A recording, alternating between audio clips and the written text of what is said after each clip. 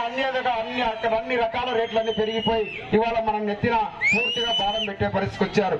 మీరందరూ ఆలోచించాలి. ఇవాళ ఆనాడు 5 సంవత్సరాల కిందట మన కుటుంబం, ఏ కుటుంబమైనా సామాన్య కుటుంబం 10-20 వేల రూపాయలతో మనకు కుటుంబం గడిచేటువంటి కుటుంబాలు ఇవాళ 50,000 రూపాయలు ఖర్చు అవుతా ఉంది.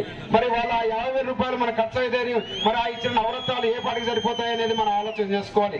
అదేవిధంగా ఈ యొక్క వైఎస్ఆర్ కాంగ్రెస్ పార్టీ ప్రభుత్వం ఇవాళ అన్నిటికీ దోపిడీ చేశారు. భూ దోపిడీ చేశారు, ఇసుక దోపిడీ చేశారు, రకరకాల యువకులకు ఉద్యోగాలు అన్నారు, ఎవరికి ఇవ్వలేదు, జాబ్ క్యాలెండర్ అన్నారు, అది ఇవ్వలేదు.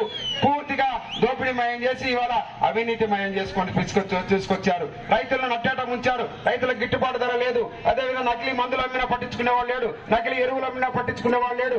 అదేవిధంగా మనకు గిట్టుబాటు ధరలు కల్పించే పరిస్థితి లేదు. పొరపాటు గిట్టుబాటు ధరతో మార్కెట్ యార్డ్కి వెళ్తే అక్కడ కూడా కమిషన్లు పెట్టుకొని అక్కడ కూడా దండుకునే పరిస్థితికి వచ్చారు. కాబట్టి ఈ ప్రభుత్వం మనకు రావాలా, మళ్ళీ ఈ ప్రభుత్వం మనకు కావాలని అడుగుతా ఉన్నాను. కాబట్టి మీరు దయచేసి ఆలోచించాల్సిన అవసరం ఉంది. ఎందుకంటే ఇది ఒక మహాయజ్ఞం లాగా జరుగుతా ఉంది. ధర్మానికి అధర్మానికి, సత్యానికి అసత్యానికి జరిగేటువంటి ఒక పోరాటం కూడా నేను తెలియజేస్తున్నాను. దయచేసి మళ్ళా అదే ఈ యొక్క రాష్ట్రం బాగుపడాలి, ఈ దుర్మార్గమైన పరిపాలన పోవాలనేటువంటి ఉద్దేశంతో ఇవాళ ఒక మహత్తరమైన చారిత్రాత్మక నిర్ణయం తీసుకోవడం జరిగింది.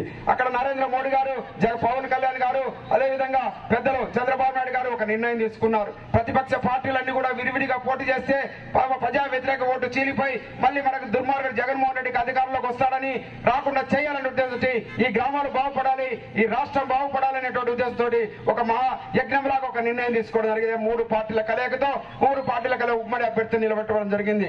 ఆ దాంట్లో భాగంగానే ఆళ్లగడ్డ శాసనసభకు భూమా అఖిలప్రియ గారిని పోటీ చేయడం జరుగుతూ ఉంది.